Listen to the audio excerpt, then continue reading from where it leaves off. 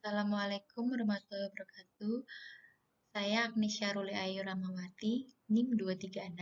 Di sini saya akan menjelaskan tentang Introduction and Overview of Audit and Assurance.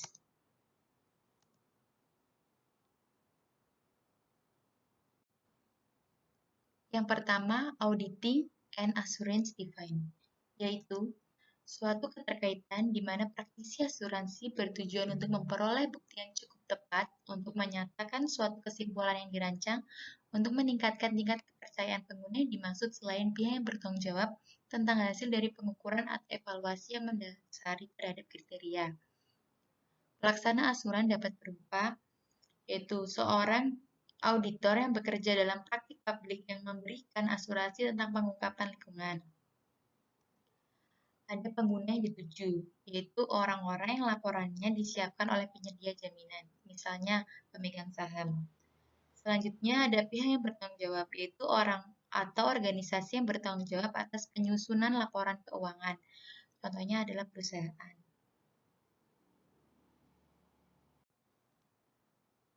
Yang kedua, Different Assurance Service. Terdapat Financial Report Audit.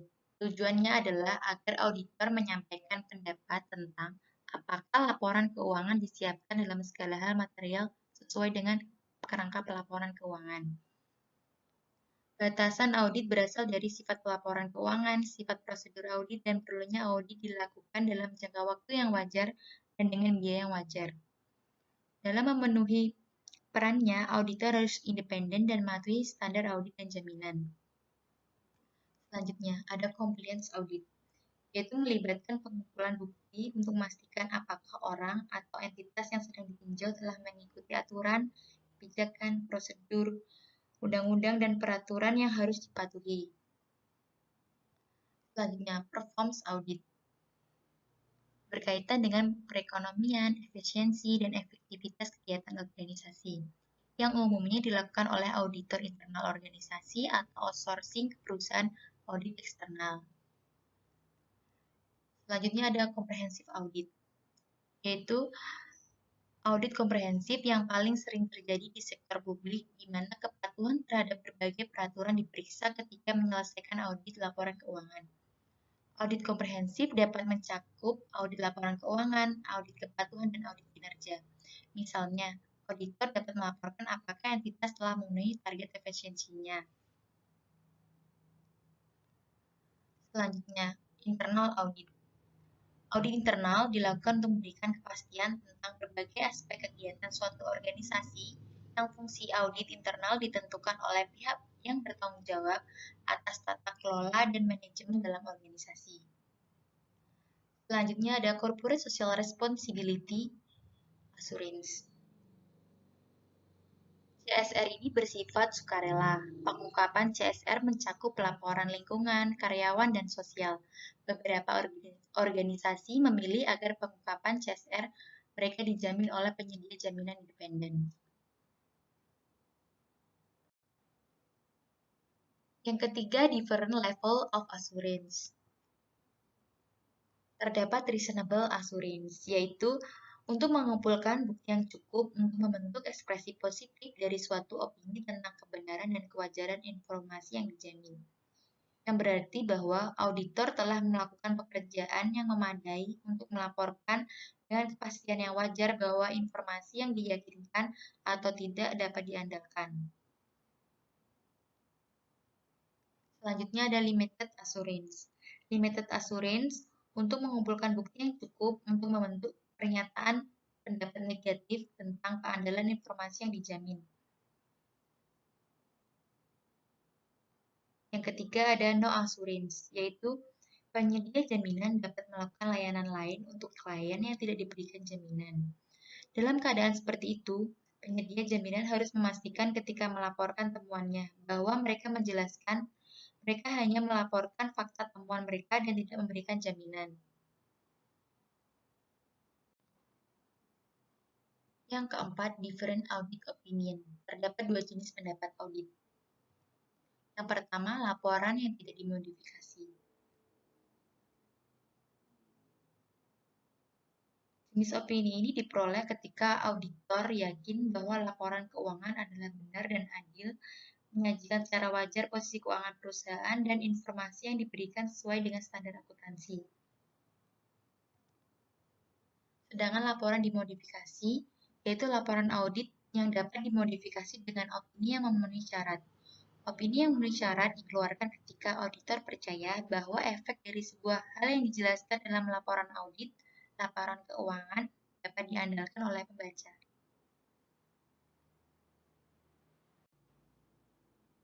Yang kelima, preparers and auditors. Terdapat preparer responsibility, yaitu tanggung jawab atas tata kelola untuk memastikan bahwa informasi yang terkandung dalam laporan keuangan harus relevan, reliable, comparable, understandable, dan true and fair. Sedangkan auditor responsibility, yaitu ketika melakukan audit, auditor harus menggunakan yang pertama, skeptisisme profesional. Artinya, auditor tetap independen dari entitas, manajemen, dan staf saat menyelesaikan audit kerja. Yang kedua, penilaian profesional. Berkaitan dengan tingkat keahlian, pengetahuan, dan pelatihan yang digunakan auditor saat melakukan audit. Yang ketiga, berhati-hati, yaitu mengarah pada saat melakukan audit, menerapkan standar teknik yang didukung undang-undang, serta mendokumentasikan setiap tahap dalam proses audit.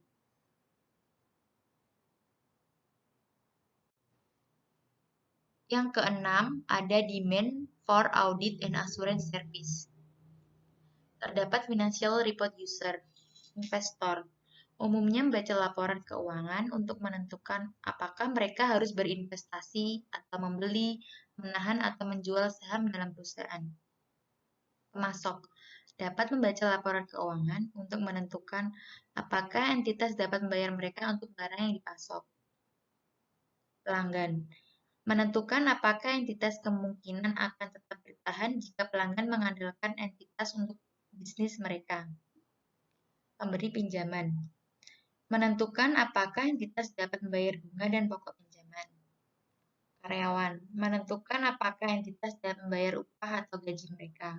Pemerintah menentukan apakah entitas mematuhi peraturan membayar pajak sesuai pendapatan yang dilaporkan. Masyarakat umum menentukan apakah mereka harus berasosiasi dengan entitas, contohnya calon karyawan, pemasok, atau pelanggan.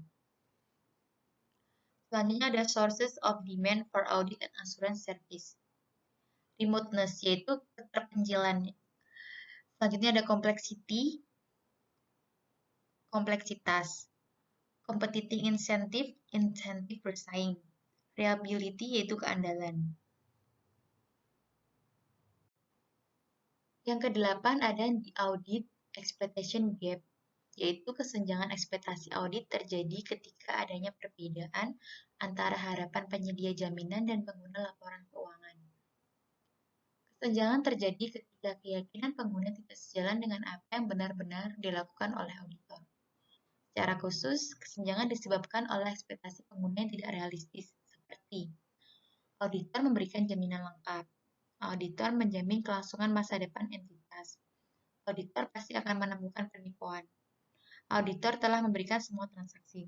Padahal kenyataannya adalah auditor memberikan keyakinan memadai. Auditor tidak menjamin kelangsungan hidup entitas di masa mendatang. Dan auditor akan menilai risiko kecurangan dan melakukan tes untuk mencoba mengungkap kecurangan. Tetapi tidak ada jaminan bahwa mereka akan menemukan kecurangan seandainya terjadi. Terakhir, auditor menguji sampel transaksi.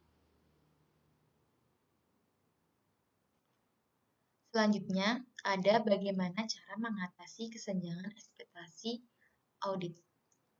Yang pertama, audit melakukan tugasnya dengan tepat, memenuhi standar audit dan memenuhi standar kinerja minimum yang diharapkan dari semua auditor.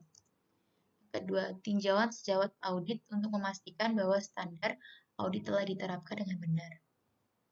Yang ketiga, audit standar ditinjau dan diperbarui secara berkala untuk meningkatkan pekerjaan yang dilakukan oleh auditor.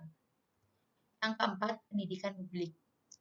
Yang kelima, pelaporan yang ditingkatkan untuk menjelaskan proses apa yang telah diikuti pada suatu opini audit atau jaminan yang wajar, atau tinjauan jaminan terbatas. Yang keenam, penyedia jaminan yang melaporkan secara akurat tingkat jaminan yang diberikan atau jaminan terbatas atau tidak ada.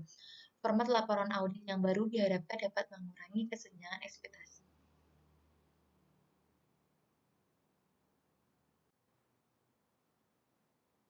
Terima kasih atas perhatiannya. Mohon maaf bila ada salah kata. Semoga ilmu yang kita peroleh dan kita dapat bisa bermanfaat di masa depan.